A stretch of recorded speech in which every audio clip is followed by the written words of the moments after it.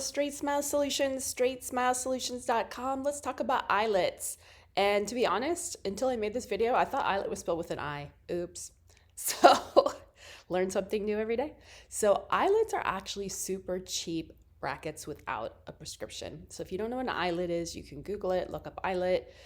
They come in various shapes and sizes. I like to use my eyelets vertically. So you can see the difference between a traditional four-wing bracket and an eyelet. An eyelet has no prescription in it. It literally is a bracket base with a tiny little eyelet, like an eyelet for a needle. Like that's just soldered on it. That's it. There's no prescription. So it's a lot skinnier than a bracket. The benefit of a skinny bracket without a prescription is that it allows a much stronger wire to go in, so you can fit the wire in and you can put more force on that tooth because it deflects more. The more the wire is going to deflect, the more force is going to put on the tooth.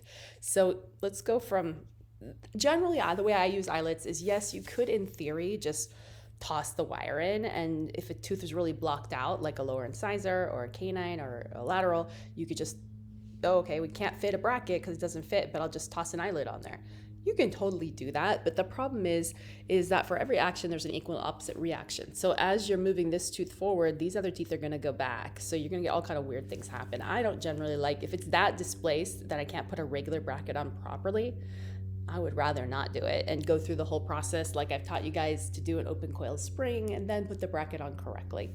The nice thing about an eyelet though, it is a lot smaller than a bracket, so if you needed to do that, you can. So it's a trick in your tool book. I generally use it with a piggyback wire. So this is a nice example of a piggyback wire.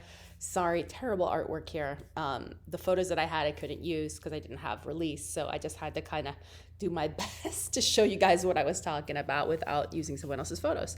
But you can see there's a base wire here, okay, and oops, I forgot to continue this. There should be a continuous wire here. So this wire should go through here. You don't want to just hook it like that. So terrible artwork on my part, but you get the idea.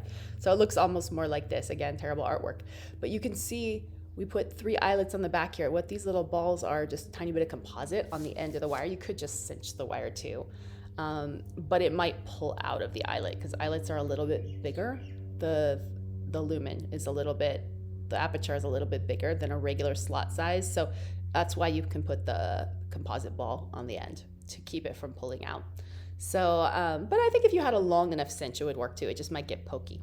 So you can see here, they have a base wire with an open coil spring and a couple eyelets on the inside just to move that in. That's super smart. Look, lingual movements. So now you know more about the eyelet and how you can really get movement quicker. But I always recommend that you pair it with a base wire. All right, thanks so much.